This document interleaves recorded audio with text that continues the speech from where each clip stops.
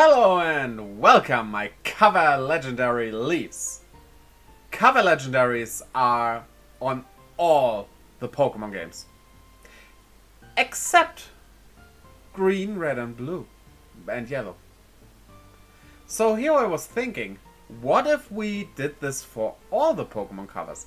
Which Pokemon would be fitting picks that kind of represent the region, the games themselves, some aspect about it, and are also interesting to look at, that you like pick up the game and think, hey, I want to find this and maybe use it, but maybe not, but we'll see if I find it and if I use it. Something along those lines. While also kind of fitting the color, though in some cases that's kind of neither here nor there. Like, not every region has something very fitting, but I kind of did my best, so yeah, we'll do this. I will include green, red and blue as well, because while they didn't have legendaries on the covers, they had the starters, and I think we could find something different for those. So let's start with exactly these 4 or 3. For Pokemon Green, I picked Oddish for several reasons. First off, it is green, at least a bit.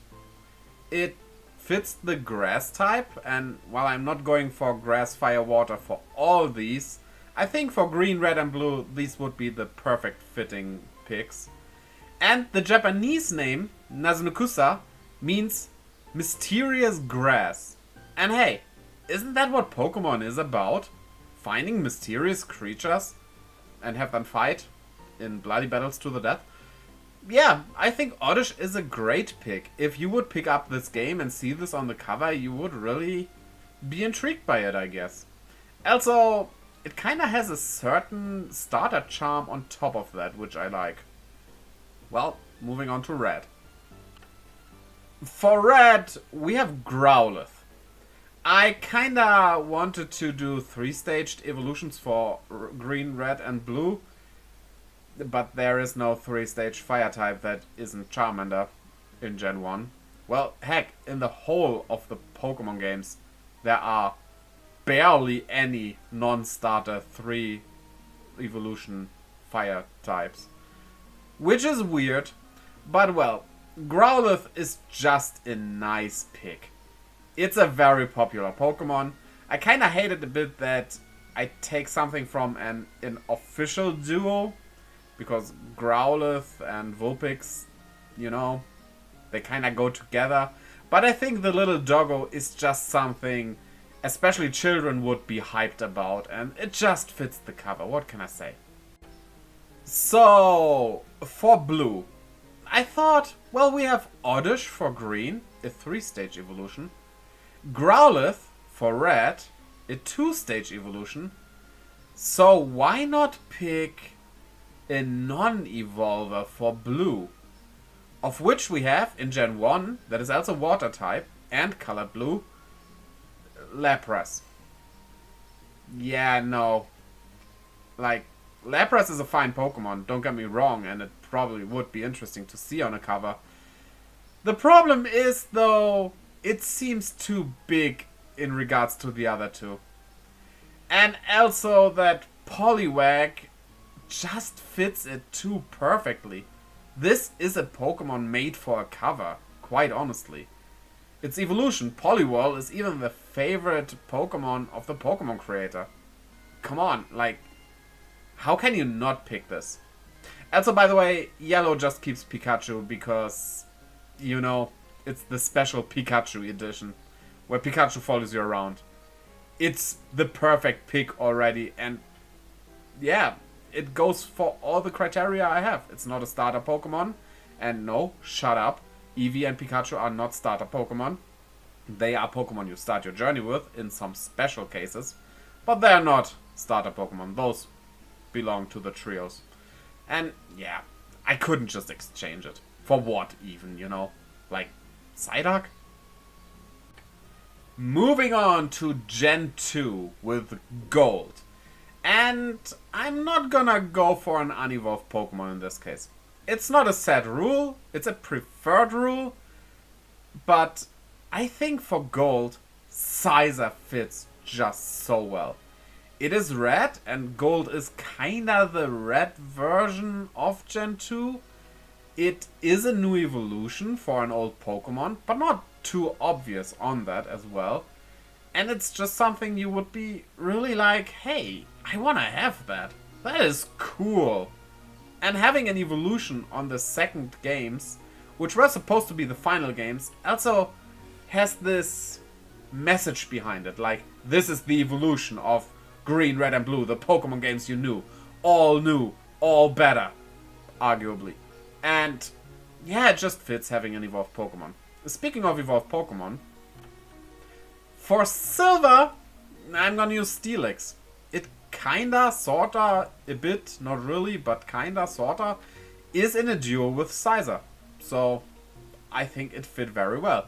It's not blue, Silver being kinda the blue version of Gen 2, even though Crystal is more blue, but oh well. But I think it still fits very well. This monstrous rock snake that's now made out of steel. It's just a good pick. And then we finish off with Crystal. This was a bit hard because Suicune is so ingrained into this game that it just is a good pick for the cover, even though I hate that they picked one of that trio, and oh well, that's a different topic. But I think Kingdra fits it very well. It still has the mysteriousness going on. It's a water type, partially, like Suicune is, and yeah, I think this works. Gen 3, for the longest time, was my least favorite generation of Pokemon. Then X and Y came. That is a very different topic though. However, for this video, I found a newfound hate. Because I just couldn't really find something too fitting for it. Sure, you could have used Plusle and Minun, but nah, no. They would be too samey and everything, and they are more yellow. And thus, I picked Trapinch. It doesn't stay red when it evolves. It isn't even really red in the first place, it's more orange. But I think it's something you would see and then wanted to find to see what it is about. And at least it fits in that regard. For Sapphire, yeah, Swablu is a fine pick. I'm okay with that. It might look too mighty when you think about evolving it and everything, but I don't know. It was just a nice pick. I felt it fitting and couldn't really, honestly, find anything else that would be good. Now I'm doing something I haven't done before, and that is, for the first two versions, I chose non-evolved Pokemon. And for Emerald, with Gardevoir, I choose a fully evolved one. Yes, I was thinking about Ralts, but I had a feeling that in this case, going for a fully evolved Pokemon would be fine. At this point, Gardevoir already became popular in Ruby and Sapphire, so it's known already. It doesn't spoil anything. It's also very green, which fits, and it has that mysterious and even royal charm to it that just fits. A version that's all about the ruler of these other two Pokemon that cannot really decide if they want to get wet or dry. Oh boy, Diamond. That wasn't an easy pick. I just picked Shinx because this was made to be popular and you can find it even early, which is nice. Yeah, people will grab that version because of Shinx. For Pearl though, I took Bronzor. Yeah, both of them are kinda bluish, but Bronzor has those pearls on it. Yeah, that's honestly all I got. I am not very happy with this pick, but like, I just didn't know what else I should pick. It seemed fitting just because it has these made out of steel pearls. It's not even real pearls. Well, yeah. I guess you can see why they didn't go for this specific kind of cover Pokemon, but legendaries instead. Platinum, on the other hand, was a very easy pick. Which is the most popular Pokemon from Gen 4. It's Lucario. And it just fits the cover of Pokemon Platinum very well. This also makes this gen very blue, but no, I don't care. Oh, when it comes to black and white, as well as black 2 and white 2, I just had to go for Pokemon in their base form that then evolve in the second part of these games, the sequels. So for black, and this is the real genius thing, I chose Blitzel. It's an electric type, like Zekrom. It is black, and it's a 2-stage evolution. Thus, for black 2, we have Zap Striker. This is such a perfect fit, and also shows why Gen 5 is just the best. Objectively, that's not only my personal opinion, of course. And for white, I also found the perfect pick. Yes, Lavesta might be a bit too rare, legendary. It's not legendary, but it's kind of a sub-legendary or something. Sure, but it is white and a fire type. And it's also looking soft, while Blitzel looked like edgy. These two, Lavesta and Volcarona, of course, as well for white 2, these Pokemon they are just mirrors of the legendaries we had on the covers. It might not be that obvious, but if you think about it, these are just totally fitting for that. And I'm very happy with these picks. These might be my favorite picks out of all of these. X and Y. Yeah, Y is what I want to ask. They barely introduced any new Pokemon. This was hard. Well, for X I chose Gloomy because I don't know, I like Gloomy. And if I saw this on the cover, I really wanted to pick that up, I guess. It fits very well. And for Y, well, X and Y introduced a new type with a fairy type. So I had to go for a fairy type, right? It's Litleo. Yeah, it just had 2 new Pokemon that were fairy types. That just didn't work out. Like, I could have chosen Flabebe, but it's not fitting for a cover, honestly. Not really. However, I chose Sylveon for a possible Z game, which we never got. Okay. But if we have gotten it, yeah, we could have put the fairy type evolution on this. I really don't like putting an evolution on it that much, but on the other hand, they really used it in advertisement a lot, and yeah. It's far from being green, but oh well. I just wanted to put it on here. Let us come to Sun and Moon. Starting with Sun, and, well, I struggled a bit finding something, but I'm really happy with that pick. Comfey is just a happy little dancing, like, whatever you call these things in Hawaiian things. I'm not fluent on Hawaiian stuff.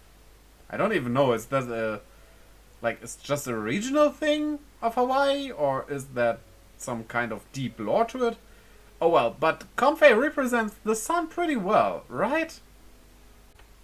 And for Moon, yo, Komala. That thing always sleeps, like nighttime, moon. Isn't that fitting so well? I really like that pick in the end. It was a bit unobvious at first, but yeah, when I thought about it, yeah, this was it, yeah. Ultra Sun gets Blacephalon, one of the 2 new Ultra Beasts. And I think at this point you can put the Ultra Beasts on the covers. And before you say it, yes, coding-wise, Ultra Beasts are legendaries. But lore-wise, they are just Pokemon from somewhere else, from a different dimension. They are not in any way legendary over there, so I think that's fine. Also, this is my video and my rules, shut up. Ultra Moon, for the very same reason, gets Stack Attacker.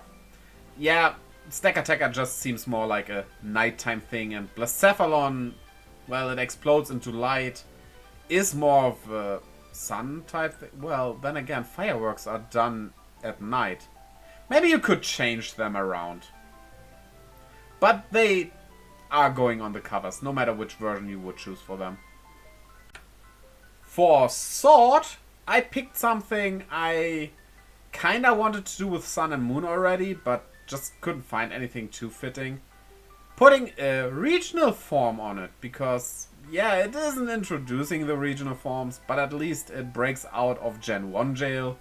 And Galarian Farfetch'd for Sword. I mean, this writes itself, right? You cannot be more obvious than that. And for Shield, yeah, have you ever realized that all the Pokemon that have kind of shields come with swords as well? Making Sword and Shield a bit weird. But Fallings has tiny shields on the side, you could say. So, I think Fallings works pretty well. But also, what if we had cover Pokemon for each of the DLC parts? Let's do that. For the Isle of Armor, well, there isn't much of an armored Pokemon in this generation. So, yeah, I took the next best thing. Copperaja is an elephant made out of steel, or copper, rather. That's an armor. You could argue it's a walking armor that happens to be elephant-shaped. I think that fits. For the Count Trundra, I was a bit baffled of what to choose. Like, what looks kingly, what has a crown, nothing really fit too well. But then, Frostmoth came to mind. It has a certain royalty around it, I think. It has these antennae that you could argue are crown-like.